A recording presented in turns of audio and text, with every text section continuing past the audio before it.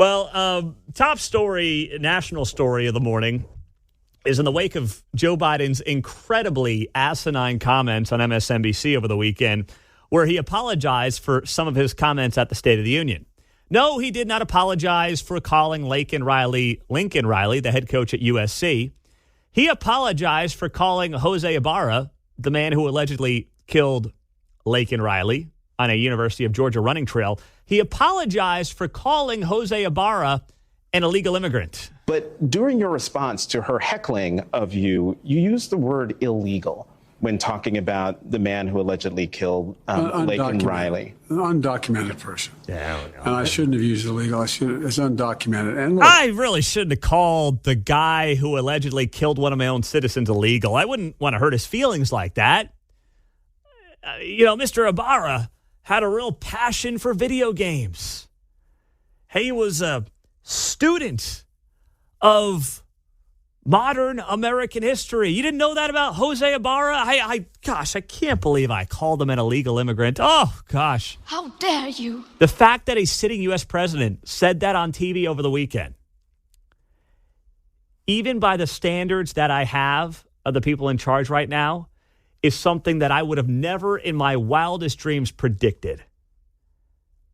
This is the apology tour Joe Biden's been on, apologizing for calling an alleged murderer who is not supposed to be in this country illegal. when I spoke about the difference between Trump and me, one of the things I talked about on the border was that the way he talks about vermin, the way he talks about these people polluting the blood.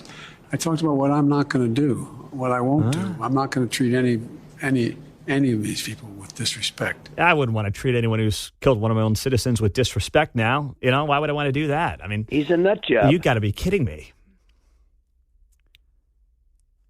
You are listening to a sitting United States president who is saying, I don't want to say anything bad about him. By the way, he'll say things bad about you and me all the time. He's done as much. If you didn't vote for him, you know, you might as well be someone who is storming the Capitol or something like that. It's like, no, I just didn't think you'd be very good at the job. And by the way, history's proven out that I'm right. But I'll leave that aside for this conversation. I just cannot believe this man is going on cable news and saying these words. It's stunning. Look, they built the country. What? They built the... Well, that's a rewriting of history. Illegal immigrants built the country? The reason our economy is growing. They're the reason our economy is growing? We have to control the border and more orderly flow, but I don't share his view at all. So you regret using that word? Yes. Wow. You know, it's really interesting to listen to national media cover Joe Biden over the last several weeks and months. They act like if Joe Biden doesn't get reelected, it's going to be because his progressive base has turned on him. And that's just not true. And the numbers don't bear that out. It's independents and moderates who are fleeing this guy. And yeah, by the way, they're fleeing him for Donald Trump.